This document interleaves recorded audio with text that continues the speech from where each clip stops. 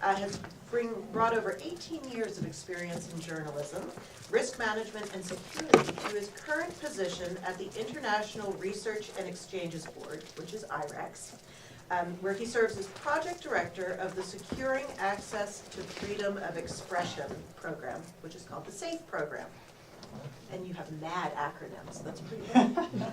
SAFE is IREX's flagship effort to enable media practitioners to work as safely as possible in closed and closing spaces worldwide. The program equips individuals with the means to resiliently continue their work and manage, as well as mitigate, the risks and threats they face in their day-to-day work. We thought it would be especially helpful as in this environment as the problems that we always think of as being besetting global journalism actually are coming home to roost. So who will speak about how covering trauma can affect journalists and what you can do about that. We will have questions from the floor, so we'll start off with Andy and then we'll go from there. Great. Thank you. Thanks, Rebecca. It's great to be here. Great to have a chance to talk to you all.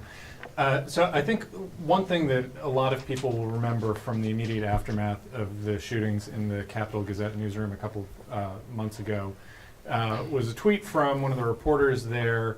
I'll tell you this, we're going to put out a damn newspaper tomorrow, right? It's on t-shirts, on coffee mugs, right? And as a newspaper person and talking to non-newspaper people about that, it sort of surprised me that anyone would ever think that was a question. You know, from a journalism perspective, I think, you know, we all automatically assume that no matter what happens, we will keep on with the business of putting out the news. And in fact, there were Capitol journalists, taking pictures of, across the street from the crime scene and doing reporting, immediately after several of their colleagues had been murdered. And I know certainly everyone in the Sun newsroom was equally in shock. We have, in addition to the fact that we own the Capitol, there are a lot of connections back and forth between the two of reporters who worked at the Capitol who now work at the Sun, or in some cases vice versa, including one of the deceased at the Capitol is a former longtime editor at the Sun. So there are a lot of deep connections, and we all felt, in the moment very deeply too, but also this incredible sort of programmed-in rush that we have to go, we have to cover the news. And that's, in a sense, a wonderful thing about this profession, that no matter what happens, we have this esprit de corps that we are going to carry on, whether it's something terrible like we experienced, or in a newsroom knocked out by a hurricane or a blizzard or a power outage. We always find a way to carry on. But it's not really that easy. That the adrenaline of the moment, I think, carries people through. It certainly did in this case, but then there's the next day, and the next day, and the next day. And I assume Magnus will get into this a little bit, but what we found is that the trauma affects different people in different ways, in different times, very unpredictably. So weeks, months later, people who were in the newsroom or who happened to be out on an assignment at the time, who survived, will just find themselves unable to, they'll be in the middle of a story sometimes. I think this is less of a problem now, but certainly in the weeks after, will find themselves in the middle of the story and say, I'm sorry, I can't do this right now. And so I think we need to understand that in as much as we have this professional ethic that we will always go on, we are also humans, and we need to be cognizant that we need help. Right, that the people in that newsroom needed help, and sometimes I think they had a hard time admitting that to themselves, and I greatly admire that, and I understand that.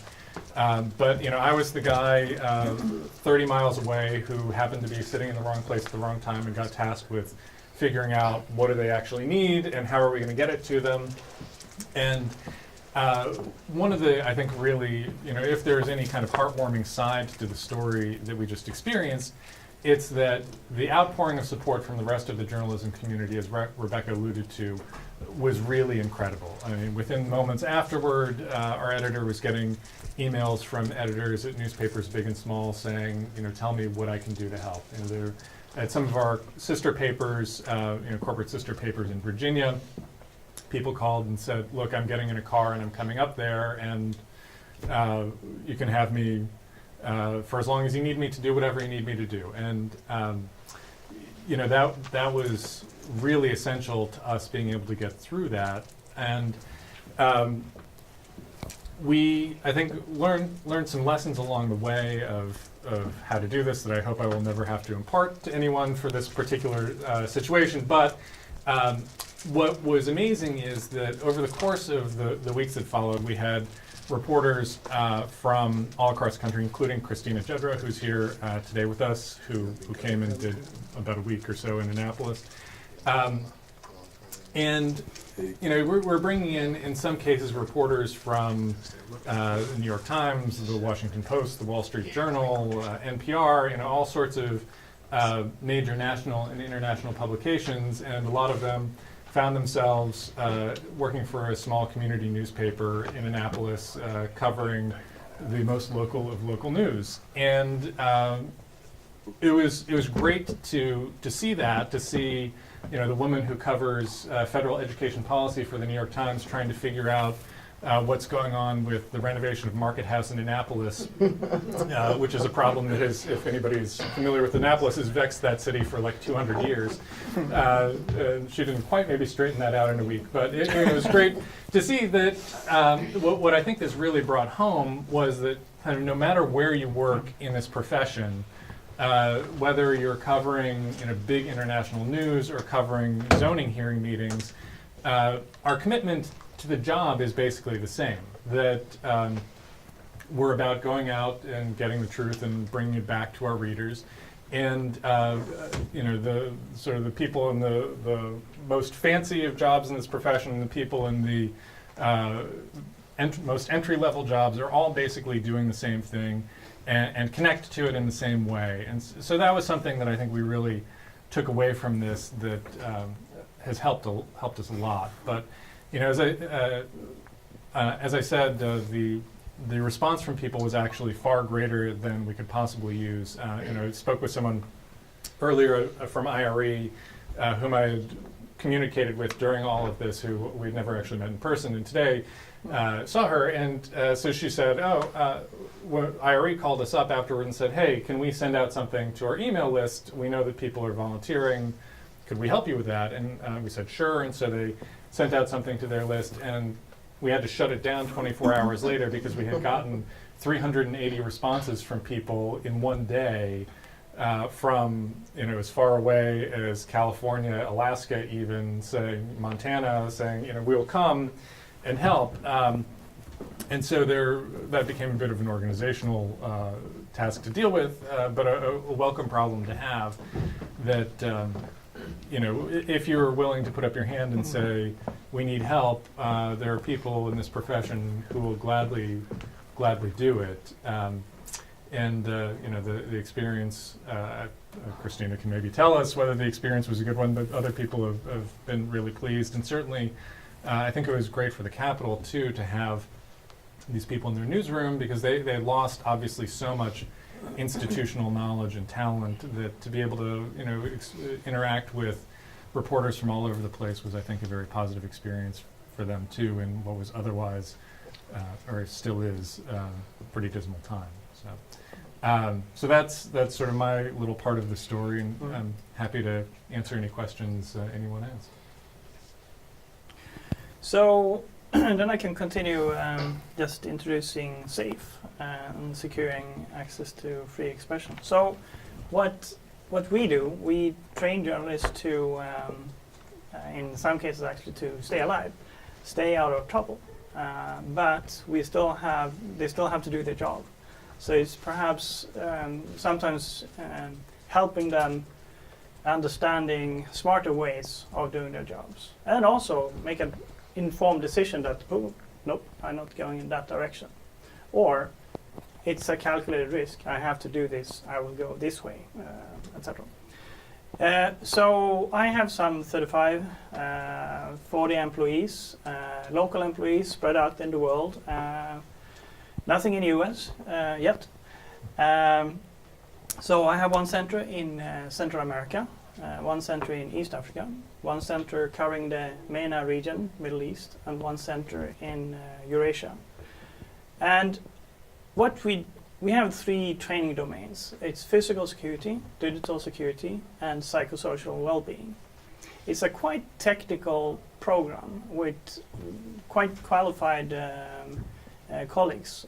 Most of them are former journalists that then got an interest in digital safety or physical security, etc.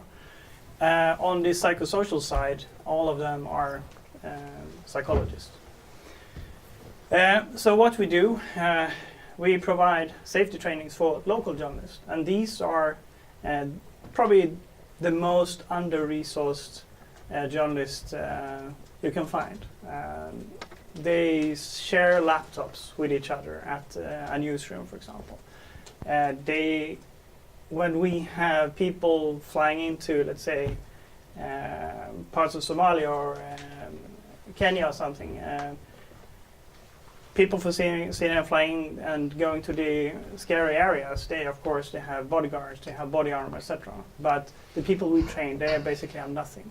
So our approach to, let's say, physical security has to be different than compared to, let's say, international journalists. We also do, we can provide emergency support because I have my local people in the region. So if there is a need for evacuation or other kind of first aid within these 3 domains, we can provide that. So I would like to give you a few examples, linked to what you have experienced here from these different parts of the world where I have my staff. So I should start saying that in the MENA region, and this is specifically about Syria, this is somewhat linked to actually journalist education. So most Syrian journalists, trained journalists, they're of course not in Syria anymore. They're in Canada or Norway because they left the country and now they're seeking asylum outside of the country. So the ones that were left eventually covering the Syria crisis, and actually those are the ones that provided us the pictures and the video footage, etc. They were, they call themselves photojournalists, but they could also be labeled as citizen journalists or even worse, concerned citizens. They wanted to document what they were seeing happening to their village or the city, etc. And then they found out that, hey, I was contacted by this international photo agency and they were willing to pay for this. So suddenly they got money for doing what they were doing by heart because they really wanted to document this. But I can also say that it's while these kids, because many of them were actually very young people, started doing this, they got money, they got their byline under a photo on most of the international photo agencies. They were also, partly they were used by these agencies because they were not given insurances. These guys definitely had flak jackets and body armor, etc. They didn't get any of that. But at the same time, they got money. That's good in Syria. They also got, there was a prestige. They were flattered. My byline. Everybody knows how good that feels. So they actually started to take greater risk. And in this context as well, it can be also that they fall into substance abuse in various forms, of course, depression, you name it. But they also start to take greater risks. Not necessarily. They're chasing, let's say, the best fight, the best explosions, etc. So that's kind of a risky behavior we can see.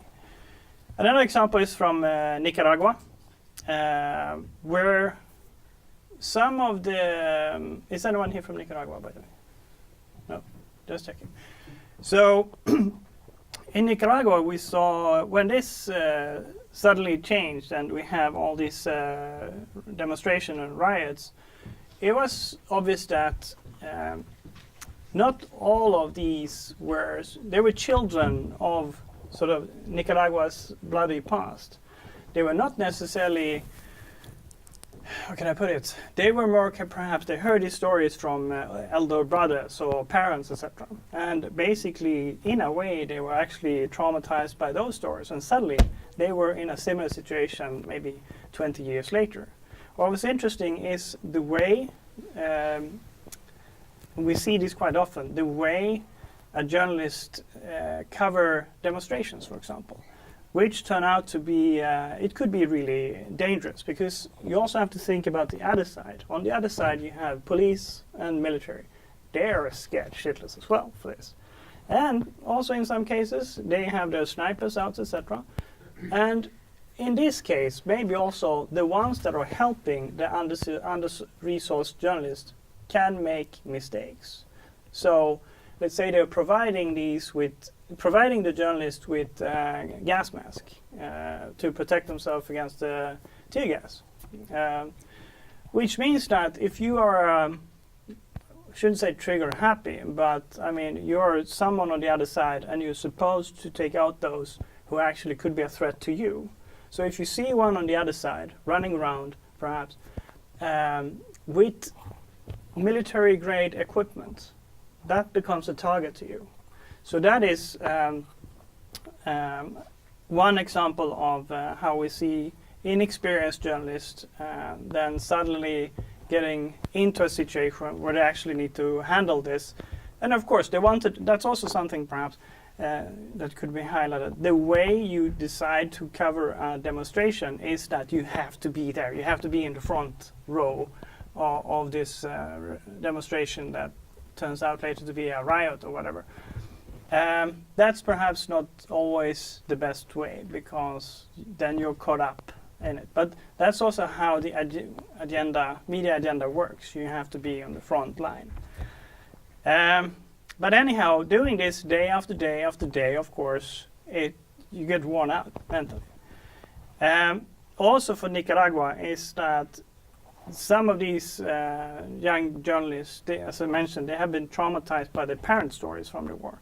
But it's also just the presence of militia popping up, dressed like the parents explained they were. That also triggered fear by them. So when you talk about secondary trauma, I remember when I worked as a journalist, and because I had a military background, my editor thought, "No, you will be a good crime reporter." Okay. But anyhow, I mean, the people I worked with, these crime reporters. Oh, do we have any crime reporters here, by the way? Okay. Well, you don't look like them, I can say. But they were the most desensitized people I actually met. Just by reading these horrible stories and the people I meet in prisons, etc. So that's also something that the secondary trauma, that having these people visiting crime sites or etc. But that was also the same with the Nicaraguans. Other things that sort of triggers trauma, or I have an example from East Africa, a female reporter. She suffered from sexual harassment in her office. And of course, there's no one for her to discuss this in that office space, so because of the stigma related to this. Parallel with this, she was also tasked to cover the election, but the election in Kenya last year. But of course, the best way to silence female journalists was to harass them sexually. And that's also why sometimes the reporting is very one-sided. But anyway, I should also say, solutions to this. I started talking about the Syrians and the way they got desensitized and took greater risks, etc. We can train them like crazy forever, but that perhaps it would only help them perhaps avoid getting too close to the incidents. What really need to do is to do advocacy against the buyers or those who actually don't take the responsibility for the photos they want. Long term, it would be beautiful if we could change the agenda. Why do we always need to have sort of a big explosion on the front page or on the front page of the website? We could have something else. We could have pictures from a refugee camp that just got water back, and then we have a text about the explosion or etc. Just to avoid having my beneficiaries being exposed to this. Also, with what else? I mentioned Nicaragua. That's actually, then we need to train them to understand that there are other ways to cover this demonstration. Okay, you don't have to have 10 guys from the outlet inside a demonstration. Okay, if you want to have pictures from the front row, have it only 1 or 2. The rest are spread out in the city, so you're safer. On the East Africa example, with the sexual harassment at the workplace and then also sexual harassment while we were trying to cover the election, that is, of course, with covering the election, we had a number of training of only female Kenyan journalists. We trained some 90 of them last year. And of course, they formed something they called Safe Sisters. So when they were covering the election, they went together because they were then they were more stronger than sort of the election or campaign workers that were doing the sexual harassment to them. So they beefed up and became a crowd of women covering the election. So that made it possible. Another thing with sexual harassment at the workplace, the stigma I mentioned, there we have to be very sensitive, but we need to train, of course, this outlet about sexual harassment. But that's a very lengthy process, especially when these outlets under-resourced in most cases. I would say that with all of these, perhaps, and we discussed a little bit before we started here about the cost for preparing, the new building, the new office space, etc. I would say, again, I'm nagging about it. My beneficiaries, they're under-resourced, etc. They don't necessarily have all these. But one very basic thing to start with to avoid getting journalists into trouble and developing various forms of depression, trauma, drug abuse, etc., is of course to have a proper journalist training. So you actually, and that includes a risk management training in that training. I also think that with news outlets, etc., HR shouldn't only shuffle people around contracts, etc. They should perhaps be the watchdog, making sure that people are not burned out. It would be interesting actually to see if the HR in your case, if they have sort of evolved. Yeah, well, they certainly were heavily involved in the aftermath in terms of getting counseling resources and things like that in place, both in Annapolis and at the Sun.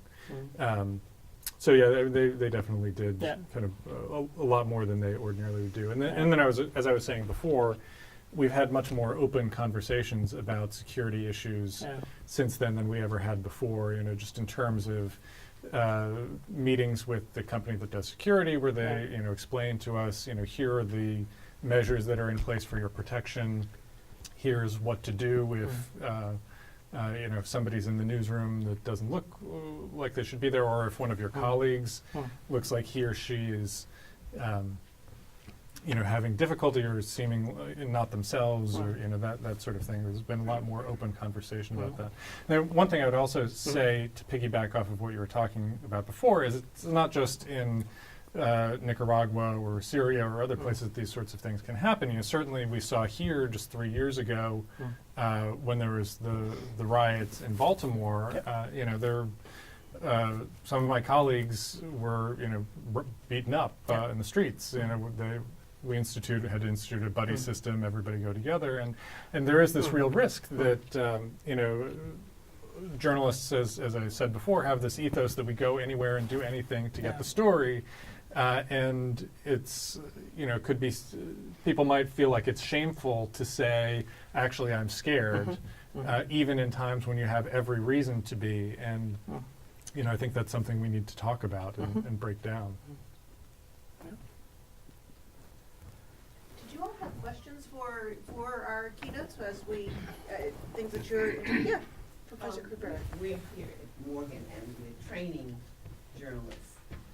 How much do we need to include trauma training for trauma or training for being safe in reporting situations? I mean, when the Freddie Gray riots happened, we were sending kids out because our whole philosophy here is that they get experiential learning. So we sent them out to cover, and they have been covering the peaceful protests. Yeah. And then When they turned protests violent, turned yeah. violent, we kept sending them out. Basically, I was coordinating a lot of it and basically making sure that they got back to where they needed to be, because they were subject to the curfews as well. And and I had students I had big male students who said, "I'm not going out there." And basically it was instinctive for us to send them out there because our whole philosophy is experiential learning. And I come from a background of the AP, you go and get it. So how much should we be doing, or what should we be doing in terms of training students? I think that first of all, the let's say management or the trainers, professors, etc., they need to be trained. And basically, if you're going to continue to send out young students, you actually need to have a quite, according to me at least, solid risk management capacity to understand.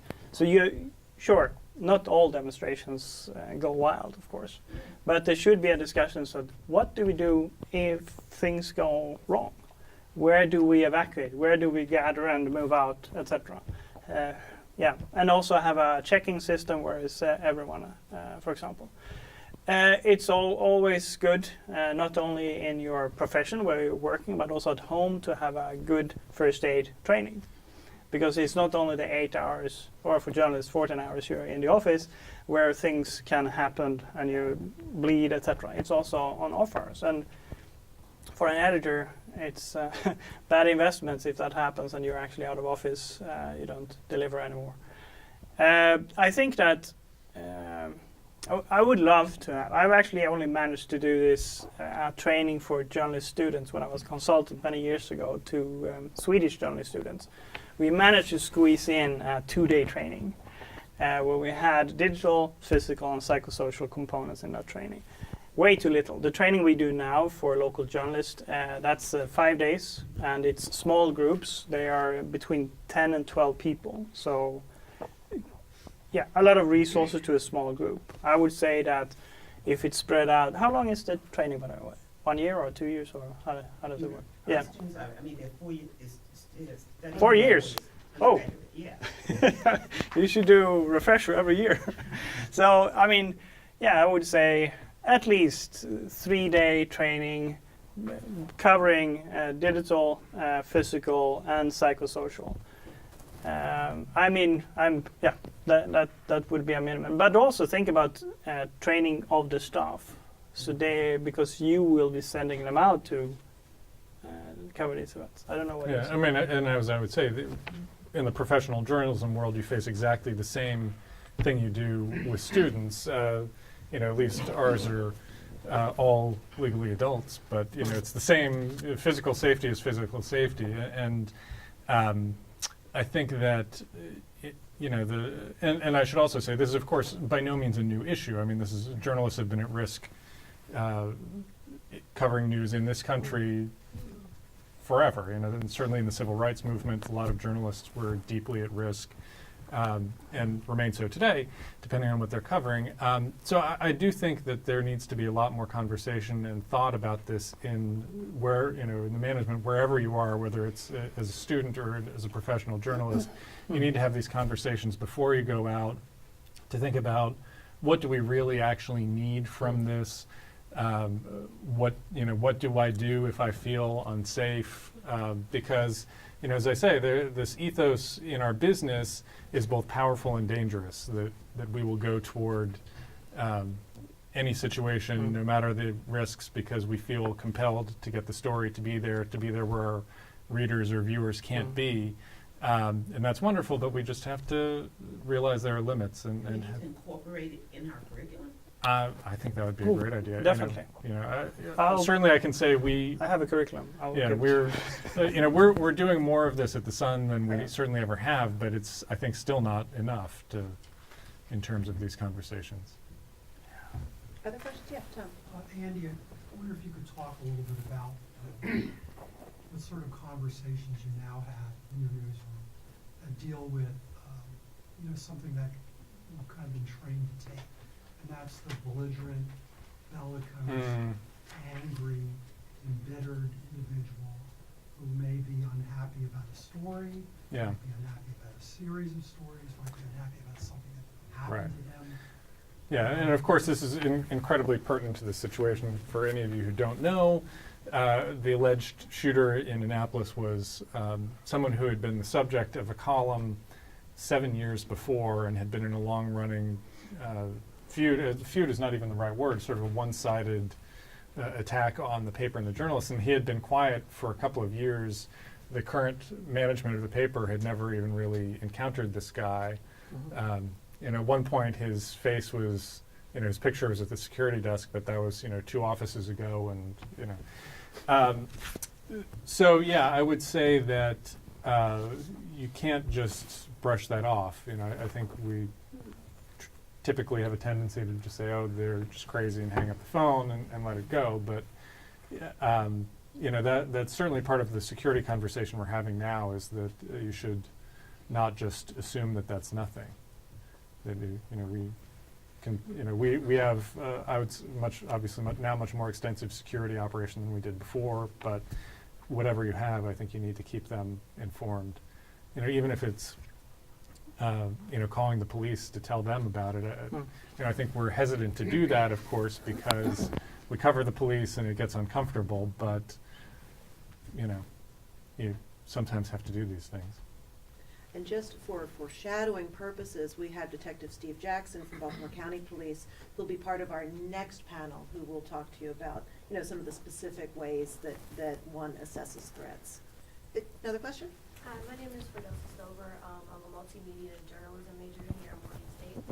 You stated earlier that the threats against journalists have always been in this country for years, but with the recent rhetoric of President Trump in the last 2 years of the fake news media, in what ways do you think that affects journalists in this country? Well, it is pretty scary. I mean, you saw at a rally just last week, the president essentially lauding this guy who had previously body slammed a reporter, a guy who actually lives in Baltimore, who works for The Guardian. Certainly in the aftermath of the shooting at the Capitol, a lot of people were wondering, what was it that caused this guy to suddenly wake up, and do something terrible. And we have no idea to this day, but certainly a lot of people were speculating, does it have anything to do with this rhetoric that's in the air? I would say that the mob mentality is very scary and very powerful, and that people can get whipped up into doing things that they ordinarily wouldn't do. So, by the power of rhetoric alone. So I would say, yeah, that's very scary and something that we should take certainly very seriously. Yeah, and I see it, of course, also in Europe and Sweden, how it's now it's suddenly accepted to shout out on the what they usually call the old media, sort of, that they're all a bunch of liars, etc. And of course, I see from the reports from my centers as well that you also have the same fake news dilemma, sort of.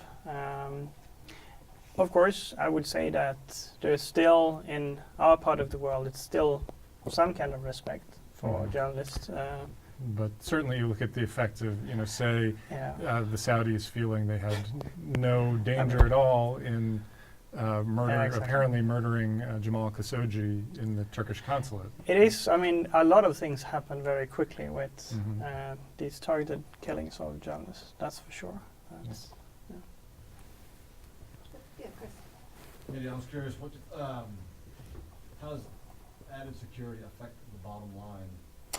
Yeah, well, fortunately, they don't let me near the money, so I don't know how much any of this costs. I mean, I've got to assume that it is costly, but yeah. Do you not hire an extra journalist? No, Don't hire anything? no, nothing like that. But you know, it's something you just can't, I think, can't even question it at this point. I was curious, it's sort of that long-term effect of trauma, like literally on reporting. Mm. Have you seen or had occasion to understand what that kind of cumulative effect has on literally the reporting project? Or are reporters more tentative? Are they just so burdened by this collective day in, day out cycle of murder and whatnot that they're not reporting as intensively as they used to? It's, I don't know, I perhaps sometimes compare it when after the World War II or the First World War, when a lot of people that actually were severely traumatized came home, but they probably quite horrible situation either at their workplace or at home with the families when all that trauma kind of became something else. But what is interesting, of course, is that the collective, there was a huge collective, I don't know if I can call it treatment, but understanding that, yeah, people are pretty much messed up. I would say that in some cases, like in Syria or currently Nicaragua, it's that they're still, I mean, they run on adrenaline for many, many years, and it definitely affects them. They of course, they are not the same people that they used to be. And if this is not, of course, addressed, and just be frank, I mean, it won't be addressed in many of these countries because there's simply no resources for it.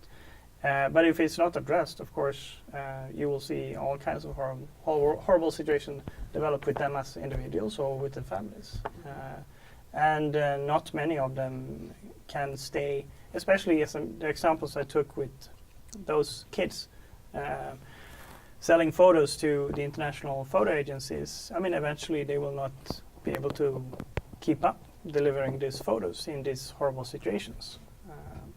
But so, I mean, I think that there is a long-term effect that will, I mean, it, as you said, it pops up individually on different timings, etc. But it will, first of all, I mean, it will always be there. It's just kind of different levels of it, I guess. You know, certainly looking at the people who cover Baltimore City crime for us, for example, you know, I think it's very difficult for them. You know, when we're in a situation where we have had 300 plus murders a year for the last several years in a row, and you know, say back in 2015, I think Christina, were you with us in summer 2015? Worked on the project where we did like the month of, yeah. So that summer, this was the summer after Freddie Gray, and homicides here had really started to spike. There was I think it was July of that year, there were 40-some murders in that month, which was at that point the most there had ever been in Baltimore in 1 month. And so our crime reporters and some interns, Christina included at the time, went out and got a story about each and every one of them. Sort of, so if you remember the Faces of the Dead that the New York Times did after September 11th, it was sort of like that. And you know, you read through it, and some of these people were just innocent people, bystanders killed. Some of them were bad guys who got killed. But you know, they did a story about each and every one of these human beings who were killed. And if you read it, it was really an extraordinary piece of journalism. And now here we are 3 years later, and what has changed? Not much. You know, so that makes it very hard, I think, to kind of keep up that level of human understanding over a long period of time. Well, because in many ways, journalists are so idealistic, and you want to see change in the things that you're doing, so it can get very, very disheartening. So in our next, it's now, it's 12:23. Sorry, I got distracted by the seconds there. For one. It's 1:23. Yeah. 1:23. Our next panel starts at 1:30, and so I wanted to, is there one last question, or, okay. So I wanted to thank both Andy and Magnus for coming to talk to us. I really appreciate your time. Magnus will be with us at 1:30.